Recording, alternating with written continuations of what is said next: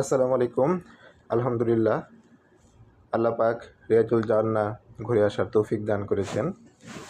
বাংলাদেশ থেকে যারা ওমরা বা হজ পালন করতে যান, গুগল প্লে স্টোরে নুসুক অ্যাপ নামে একটা অ্যাপস আছে। সেখানে passport, visa number, mobile number, email number দিলে সাধারণত 7 থেকে 10 দিন আগে যদি অ্যাপসে অ্যাপ্লিকেশন করেন, তাহলে ওরা কনফার্মেশন দেয় ওদের টাইম মতন।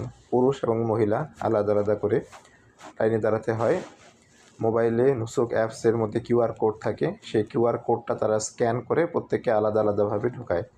প্রতিটা ব্যক্তির জন্য আলাদা আলাদা কিউআর কোড প্রয়োজন হয়। গেট দিয়ে ঢোকার পরে প্রথমে ওয়েটিং রুমে অপেক্ষা করতে হয়। এখানে আমরা সবাই 2 রাকাত নফল নামাজ আদায় করি। এরপরে সবাইকে রিয়াজুল জান্নাহর ভিতরে প্রবেশ করার সুযোগ দান করা হয়। তবে খুব অল্প সময় 2 রাকাত 4 রাকাত নফল নামাজ পড়ে 2 হাত তুলে আল্লাহর কাছে মোনাজাত করার সময় প্রায়ই দেখা যায় যে আসলে সময় শেষ। এখানে দায়িত্বরত যারা কর্মী থাকে তারা আসলে অপেক্ষা করার সুযোগ দেয় না। তো এর ভিতরে যতটুকু আলহামদুলিল্লাহ দেখা সম্ভব হয়েছে, 2 রাকাত নামাজ পড়ে আল্লাহর কাছে যা চাওয়া হয় আলহামদুলিল্লাহ ইনশাআল্লাহ আল্লাহ তাআলা তা পূরণ করবেন।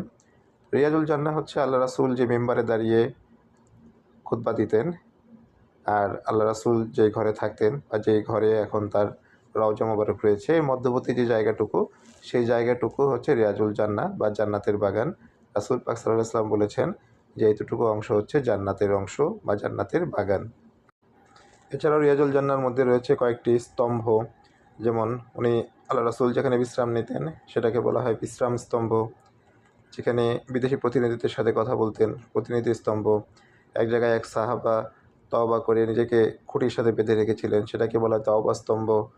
মা আয়েশা রাদিয়াল্লাহু তাআলা আনহার জন্য আছে আয়েশার স্তম্ভ।